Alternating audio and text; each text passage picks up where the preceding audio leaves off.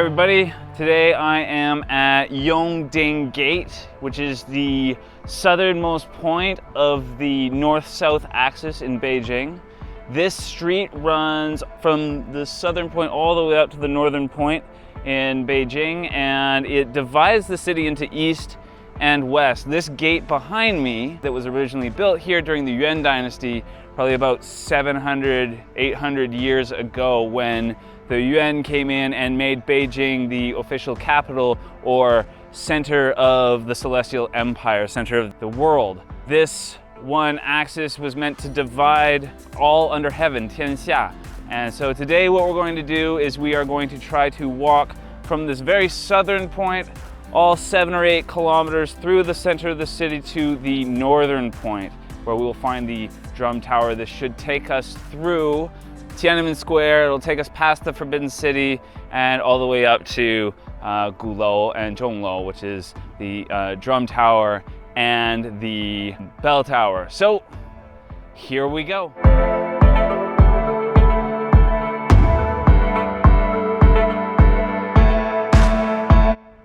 All right, so behind me is our second stop on our walk down the north-south axis, or the Dragon Vein, as it has sometimes been referred to, is the Beijing Natural History Museum. In this Natural History Museum, you'll find a whole bunch of fossils of dinosaurs that were found in China, ancient mammals that were found in China. You also find the history of plants, you can find the history of animals, they have a whole history of humans. It really is quite a full museum. Inside it too, they have a lot of fossils that they've discovered in China. Recently, paleontology has really exploded in China, and they've been able to gain a lot of insight into dinosaurs. So it really is kind of an interesting museum, and it's an interesting place to have it because it's this commemoration to life that transcends human life as we walk through the Celestial Kingdom's central vein.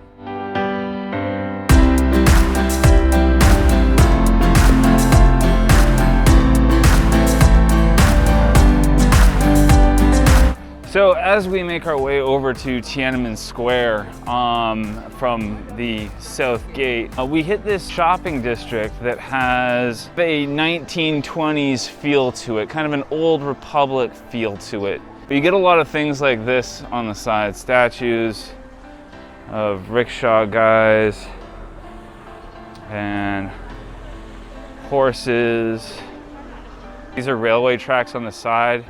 And they sort of mimic that sort of Ming Dynasty style where you have ministers on the left, emperor on the right, spirits. So this is like a little shopping district, and if you go back into the hutongs over there, you'll find more of a classical, less done up version of it, but it's still getting pretty done up. And then right at the end there, of course, is Qianmen, or the front gate. And then that is the sort of beginning of Tianmen Square.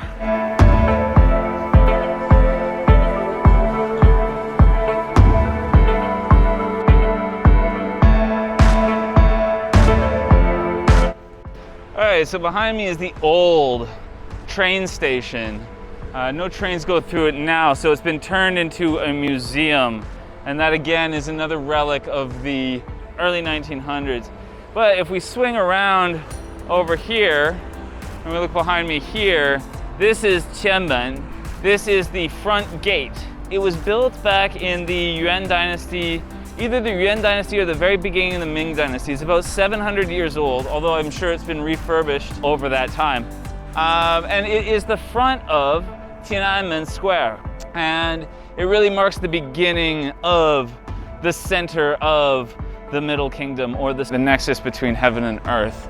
All right, so behind me is the National Theater, which is this dome thing. It's really quite an interesting building and a center of the fine arts in China. We tried to walk straight through to get to Tianmen Square, and we were stopped by a number of police officers. I don't happen to have my passport right now, so they basically said we couldn't go into Tianmen Square. All of the streets seem to be blocked off, and if you don't have your original passport with you, then you'll invite a whole bunch of authoritative attention. And so we're trying to sort of steer away from that.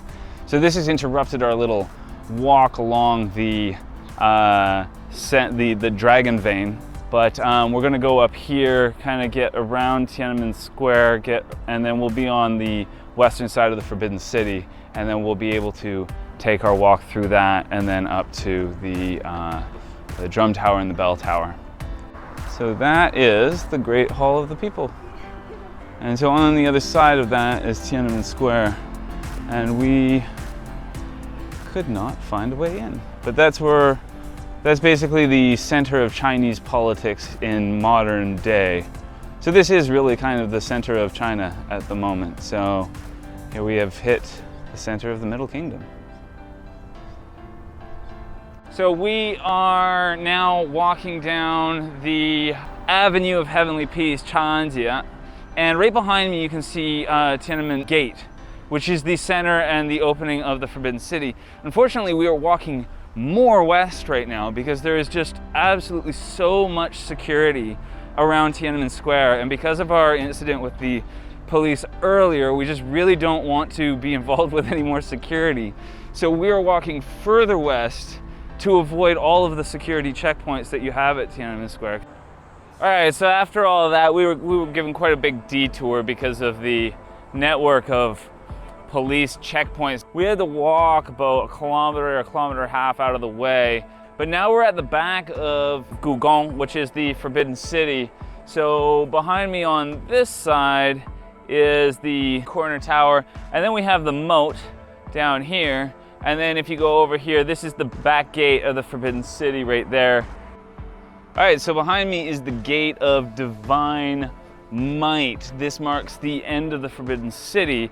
This, of course, the Forbidden City is this huge square right in the middle. So if you take the Dragon Vein, which we're walking along, and you look at it as one straight line, and then if you take the Forbidden City and put a square around that line, what you get from a sort of bird's eye view is a character, and that character in Chinese is Zhong, and it means middle. And that stands for 中国, which is China in Chinese, and 中国 means literally the middle land or the middle kingdom. And so the architecture of Beijing in general sort of is a written form of middle. All right, so we're now at Jingshan Park, which is located right in the middle. It's just behind the Forbidden City.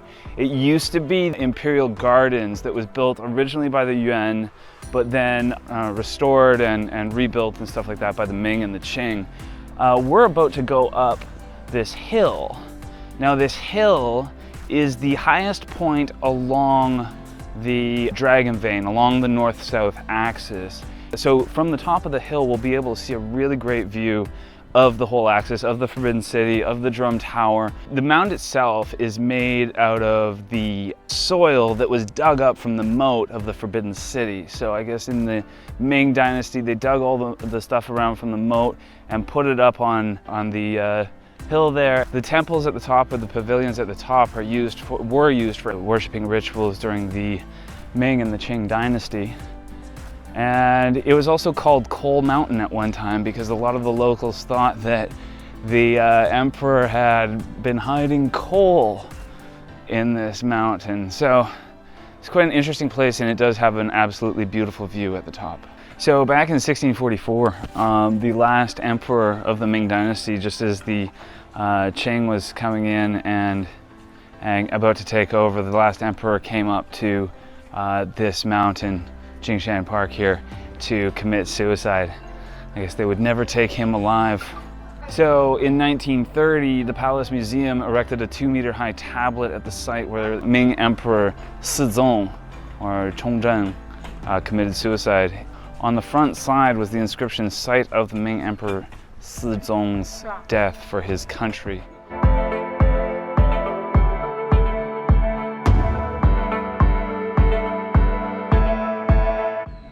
So this is the Zhongshan Pavilion.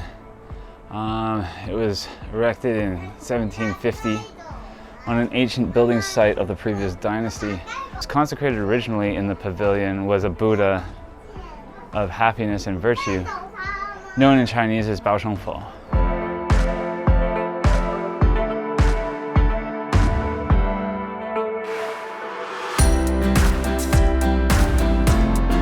So we've reached the central point of Beijing, I guess, according to this thing on the floor. And yeah, so we're right behind the Forbidden City. If you look behind me here, you can see the Forbidden City. And if you keep going down there, you'll get to Tianmen Square. And if you keep going even further down, you would get to Yongding Gate, which is where we came from.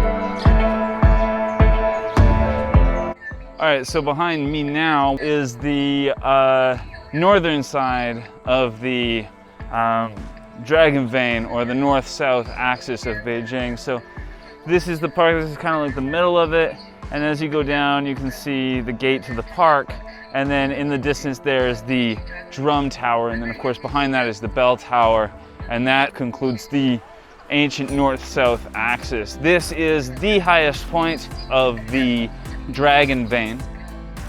All right, so we're on our last leg of the Dragon Vein. This is Tianmen Square.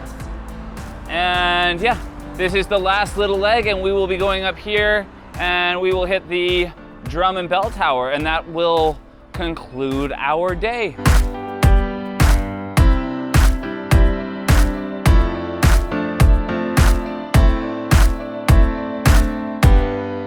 Okay, so we've made it to the end of our walk along Beijing's Dragon Vein, the north-south axis. We are now at the very northern point of the north-south axis, and this is marked by the drum tower, which is behind me, and the bell tower, which is over here, opposite the drum tower. Now, these two buildings were timekeepers during the Ming, Yuan, Ming, and Qing dynasties. They were how Beijing kept time. The bell tower would ring bells to signify the hours of the day, and the drum tower over here would beat the drums to signify the hours of the night.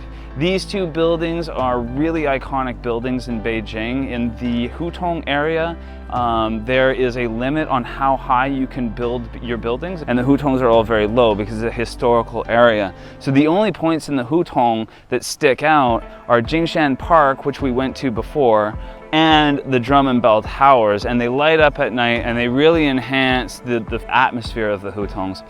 Anyway, so I hope you enjoyed our walk through Beijing. If you have any questions or comments about life in Beijing, please leave them in the comment section below. And otherwise, I will see you next time.